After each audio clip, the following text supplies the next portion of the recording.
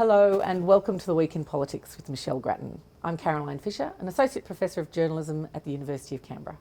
Hi Michelle, how are you? Hi Caroline. So, everything changes very quickly in politics. So late yesterday there was an announcement that the health advice around the AstraZeneca vaccine had changed and it's no longer considered suitable for those in their 50s due to the risks of clotting. Now, this is very confusing, especially for people like me. I've already had my first jab. What's your assessment? I mean, will this further undermine confidence in the government's rollout of the vaccines? Well, it's undoubtedly another glitch in a rollout that frankly has been full of glitches and has gone far more slowly than the government wanted. I think that it will make some people more hesitant. Some people will feel, having had a first jab, should they have a second jab? And the advice might be totally clear, but that doesn't necessarily make people more confident, especially, of course, as the advice changes. Now, advice must change as more data comes in, more is known, but in terms of this massive effort, the chopping and changing is very negative in its implications. And is there any news on a communications campaign yet to boost vaccination rates? The government always says that it's increasing the campaign, it's boosting it, but of course the thing is, if advice changes, then the campaign has to change, and that's complicated too. Okay, so also last night, the Prime Minister, Scott Morrison, he returned from his overseas trip, having attended the G7 in Cornwall and visiting France on his way back. So what's your assessment? Was it a constructive trip? I think it was a constructive trip in that he got what he wanted in terms of the sentiment that countries expressed about China. Yes. They did reflect Australia's concerns about China's assertiveness and its economic coercion, and there was a unity of purpose there. He managed to escape much public criticism on climate change, and so that was avoiding a negative.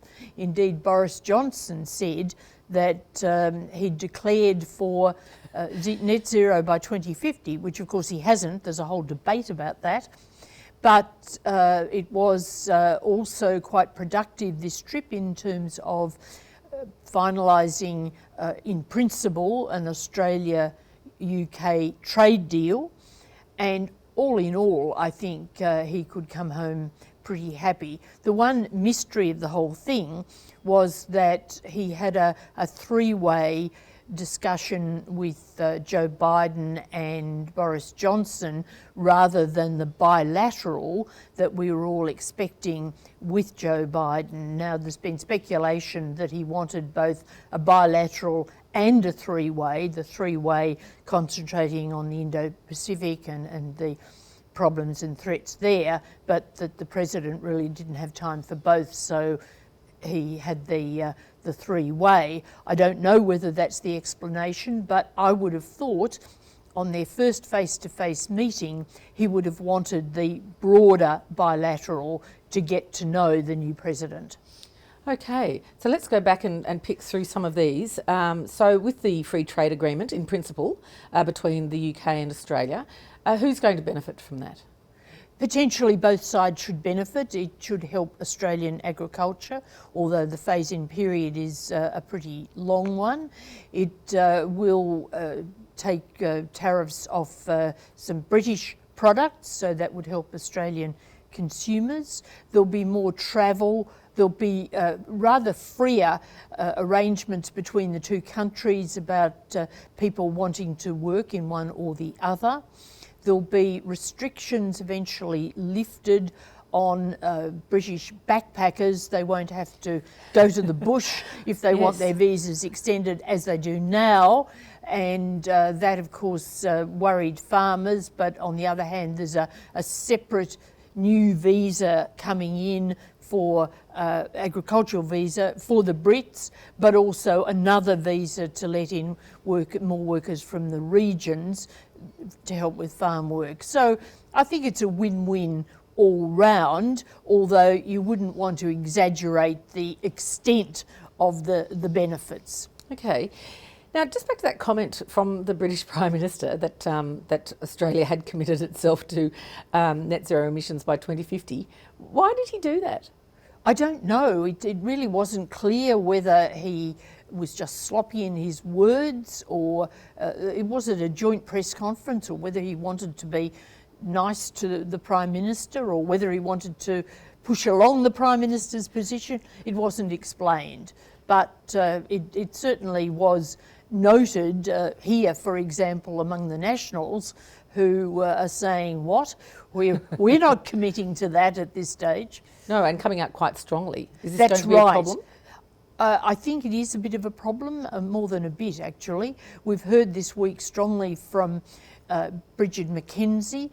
Even more important, of course, we've heard from Keith Pitt, who's a Cabinet Minister, the Resources Minister, and I did a podcast with Michael McCormack, and when pushed, I admit he had to be pushed, but when pushed, he said that they wouldn't be endorsing net zero by 2050 anytime soon. So I think this is going to be a roadblock in Scott Morrison's progressive creep towards this target, or commitment to this target, which we had been expecting he would make before the Glasgow conference at the end of the year. Okay. Now, look, while he was away, there were a few distractions at home, which distracted attention from his appearance on the world stage, and that was to do with the treatment of the family, the Tamil family from Biloela. Now, the government has decided to relocate that family to a community detention centre in Perth while the daughter recovers and their court actions proceed.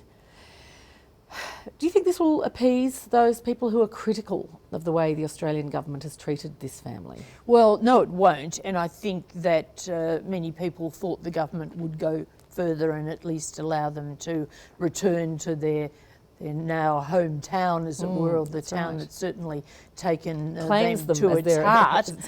But the hardliners prevailed, which probably means Scott Morrison from a distance, and it's very much a minimalist decision. So it's not a final resolution of this matter, which, as you say, is in the courts. It's not clear how long those proceedings will take. Could be a very long time still. They've been going on for absolutely ages.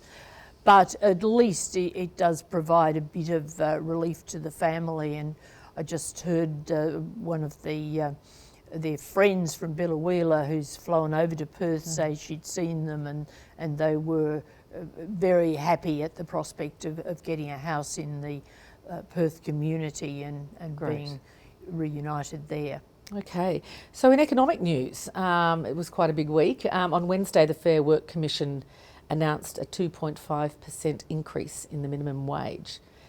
Is it enough? I mean, were the unions happy with this decision? It's never going to be enough, and of course the unions wanted more, but at least it's something reasonable for people who are really at the bottom of the heap when it comes to wages. And after all, although employers are complaining, the whole talk has been how we need to get wage increases from the Reserve Bank, from economists, even from business. So it is good to see this increase in the minimum wage. Okay, and we also saw a fall in unemployment this week from 5.5% to 5.1%, so that's around 100,000 jobs, I think, extra added. So that was better than the economists were forecasting, wasn't it? Better than expectations, and a really good figure, and it reinforces the fact that we are coming out of the recession very strongly. This is back to pre-COVID levels of unemployment, and it means that although many people have lost jobs, that the opportunities for jobs have been there, and many people have either got back into work or got different jobs or come into the labour force. So that is very good news, but there is still a mismatch in the economy between the demand for labour and the available people to fill jobs, and that points to the fact that we're not getting migrants. So many employers would be getting the skills they need from migrants, and they're not. And it does again highlight the need for training and for help with labour mobility. And these are very difficult problems that really do have to be tackled. With this economic good news, do you think the government will be looking favourably towards perhaps bringing the election date forward with things going well?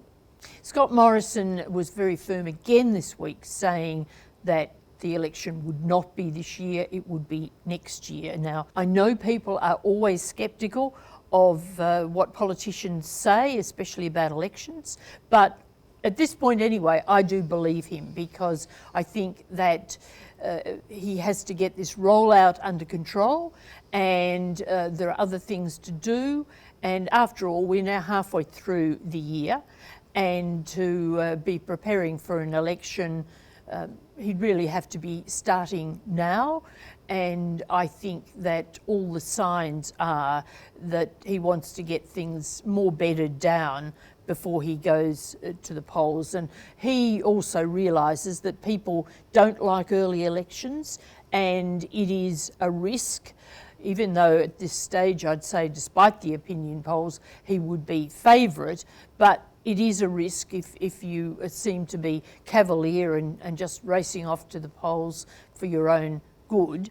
And people can say, oh, well, I'll just give the government a kick. And if you've got a small majority, even a small kick can be very painful. Indeed. Thanks, Michelle. Look forward to talking to you again in a fortnight. Thanks, Caroline.